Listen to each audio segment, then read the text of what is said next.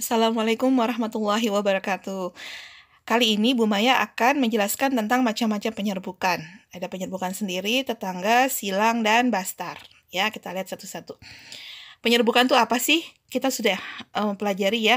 Penyerbukan itu adalah jatuhnya serbuk sari ke kepala putik. Serbuk sari ini di sini yang kuning ini jatuh ke kepala putik yang hijau itu. Ya. Dalam beberapa bunga itu ada yang serbuk sari dan kepala putiknya terdapat dalam satu bunga. Jadi komplit bunganya, ada sel kelamin jantan, serbuk sarinya, dan ada sel kelamin betina yang putiknya. Nah, apabila bunganya keadaannya seperti ini, maka dia bisa melakukan penyerbukan sendiri. Jadi, karena sudah lengkap ya, ada sel kelamin jantan, sel kelamin betina, maka dia bisa melakukan penyerbukan sendiri karena sel kelamin jantan yaitu serbuk sarinya jatuh ke kepala putik pada bunga yang sama ya. Penyerbukan jenis lain itu penyerbukan silang. Nanti kita lihat ya apa itu penyerbukan silang. Kita bahas tentang penyerbukan sendiri dulu.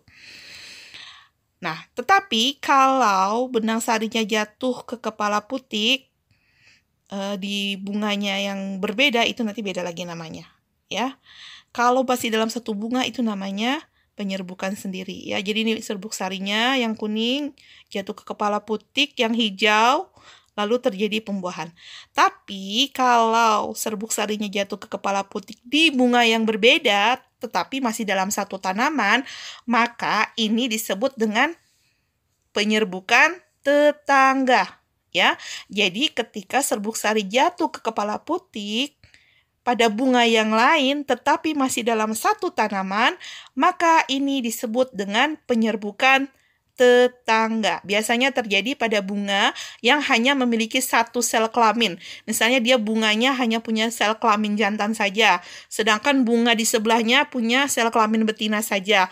Maka dengan bantuan pihak tertentu, angin atau serangga, itu akan menerbangkan serbuk sarinya ke kepala putik pada bunga yang lain tetapi masih dalam satu tanaman, ya. Bagaimana kalau bunganya ada di tanaman lain? Nah, ini yang disebut dengan penyerbukan silang. Jadi, penyerbukan silang apa?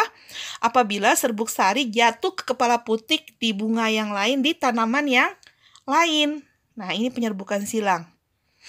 Seperti ini. Ya, penyerbukan silang ini bisa dibantu oleh misalnya manusia, oleh hewan ya, insek gitu ya, serangga dan lain-lain.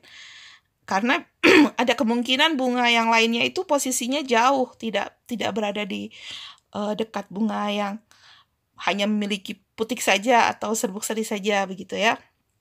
Nah, apabila bunga yang lainnya itu berbeda varian, misalnya berbeda jenis, berbeda warna, maka itu disebut penyerbukan bastar ya.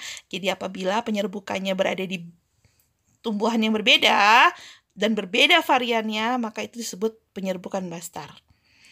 Demikian yang bisa Bu Maya sampaikan. Insya Allah setelah ini akan Bu Maya sampaikan juga cara-cara penyerbukan yang dibantu oleh angin, air, maupun binatang dan manusia. Ya, tetap saksikan terus video pembelajaran tematik kelas 6 dari Bu Maya dan jangan lupa mengerjakan tugas-tugasnya.